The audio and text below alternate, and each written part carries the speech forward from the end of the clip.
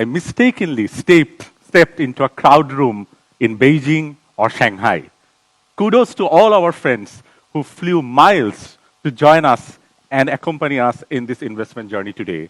So from me as well, welcome to Bangladesh, thank you, and ni hao.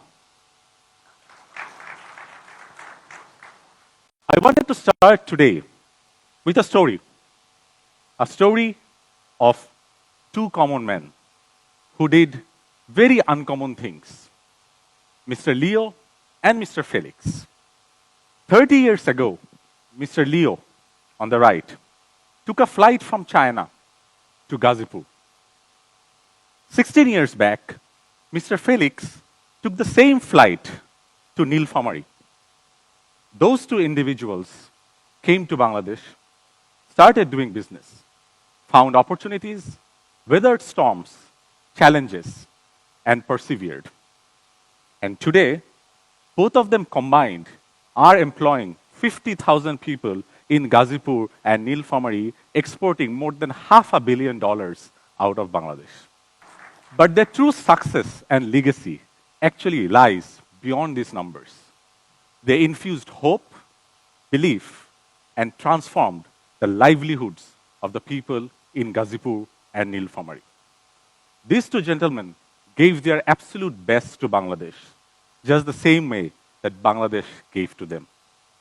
This is the story of not only Mr. Leo or Mr. Felix, but of 100,000 other Chinese nationals living in Bangladesh today. And this could be the story of yours as well. Because this is the launchpad that the Bangladesh-China partnership gives us to take the economic cooperation forward. Talking about economic cooperation, we are celebrating indeed the golden jubilee of Bangladesh-China economic diplomacy. China is our largest trade partner. In 2023, we imported more than $20 billion of goods. In 2022, they became our #1 FDI source country. And as of today, more than 1,000 companies are operating in Bangladesh. But honestly, I do feel we are only scratching the tip of the iceberg. And the opportunities are so much more. Let's take the example of apparel and garments. You all know that we are #2 in exports of garments, right after China. And we export around $40 billion. 10 to 12 billion of our exported items are raw material imports, 50% of which comes from China. Imagine a scenario when instead of sourcing those raw materials from China, the Chinese businesses relocate those into our shores. Just that scenario alone would have opened a win-win situation for everyone involved. Because the Chinese businesses, just by relocating their business into our shores, would be able to lower their costs by 2 to 3 times, meaning higher profitability. They would have received all the operational benefits in economic zones, and ultimately shortening the lead times, which would have given them access to new customers, new markets, and new clients. Similar opportunities, to be honest, lie in all other sectors, be it food, agriculture, renewables. It's actually on us to capitalize on this opportunity. And if you indeed are planning to take advantage of that situation, we do have and offer you a full suite of investment opportunities, be it investing in a new factory in our economic zones, let's call it greenfield operations, or investing in a private company or our state-owned enterprises where you can bring in your financial capital and expertise to generate more and more returns. I'm sure the next question you're going to ask me, well, I can do that anywhere else. What's so special about Bangladesh, right? And this is where the fundamental business case of Bangladesh comes into play. And to be honest, the soundness of our business case is just a mathematical reality. You are looking at one of the fastest growing local consumer markets in the world with probably one of the most affordable sourcing destinations. The two of those factors combined, voila, gives you alpha returns, one of the highest returns in the world. Just putting this perspective into numbers, our middle and affluent class today size is 34 million. That's bigger than the size of entire population in Malaysia. If you set up a factory here, the average cost is 2 to 3 times cheaper than any other neighboring countries, as you see in the table in the middle. And with our average age being only 26, we can guarantee that that advantage is going to remain for decades to come. Those two factors combined is what I just explained in the last table. The companies who have been operating here have been operating for decades and have been earning more than 2 to 3 times profit than what they do in other parts of the world. While all of this is good, we also acknowledge that there are some teething problems that we have when you try to start a business in our country and enter here. We have talked to countless number of Chinese investors, and these are some of the high frequent issues that they always tell us. I have challenges in getting a visa and work permit. I do have challenges in getting my licensing, or I am not sure about the policy consistency. Walton আবারো millionaire অফারে Walton fridge কিনে আপনিও হয়ে যেতে পারেন millionaire.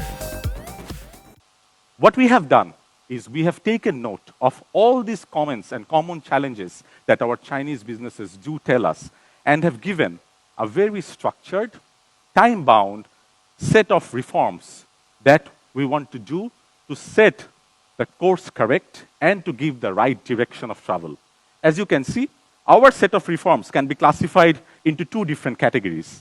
One would be immediate set of reforms, which gives you quick outcome. The other one would be long-term policy interventions. Let me take you through 1 or 2 of them. Through one-stop service. Whenever we talk about a one-stop service, there are 2 arms to it. Online, which I know everyone talks about. But what we are trying to start is also an offline arm of a one-stop service, where just like any other investment bank, you have a customer relationship manager. The job of which team would be to handhold the investor from point A to B during their investment journey, taking care of all their problems. I just talked about work permit and visa simplification. We did a thorough deep dive, taking support and help from investors, stakeholders, and global experts, and have designed a framework with a target to reduce the lead time and duration of work permits by almost 50%. You are going to very soon see us rolling out a few of these initiatives. The last one I want to talk about is our port strategy and the enhancement in our port capacity and efficiency that we are doing. The chart that you see on the left is the increase in our port handling capacity. And as you can see, we plan to increase that by 6 times. We will do that by increasing the efficiency of our current terminals, building new terminals. We are even throwing a deep sea port and a free trade zone into the mix for that, and also welcoming international operators to come to increase the competitiveness of our port handling capacity.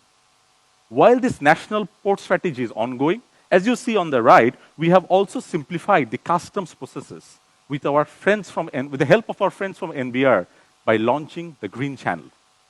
So all of these reforms will help us to simplify the investment climate. The question is, though, how are we measuring our success? And what would be a good lead indicator to see or track the progress? For us, we believe a good lead indicator would be to have a set of gold standard case studies, which almost becomes like a playbook or a blueprint for next governments to come and carry forward. I want to highlight one similar case study of Hyundai Industries, our friends from Wuxi, China. Hyundai Industries came knocking at the doors of Bangladesh government on 4th December 2024. I remember that because that was my 4th day at the job. From 4th December 2024 to them signing this MOU in April, it only took 4 months. Probably one of the fastest lead time that any investor had to face in Bangladesh, and only possible through thorough interministerial coordination and giving them customized solutions to their problems. The outcome? They are now intending to set up a man-made fiber factory employing more than 10,000 employees in Bangladesh. So all of this together, what is our picture of success?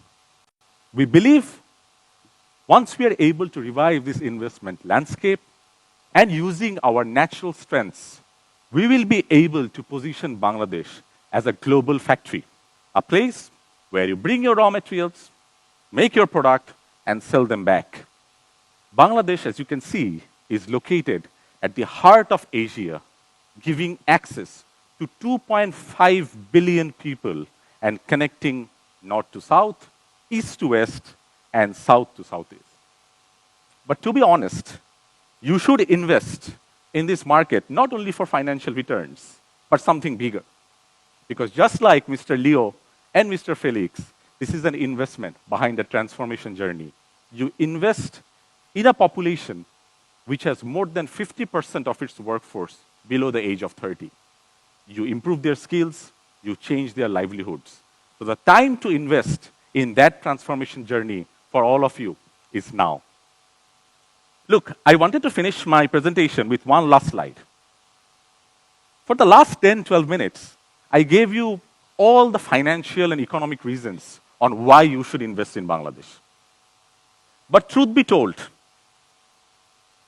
Bangladesh's unique point today is that it's a blue chip investment. Bangladesh's macroeconomic trajectory, as you can see, has all the markers of all those countries at certain points in time after which they became economic powerhouses. So Bangladesh today stands at an inflection point.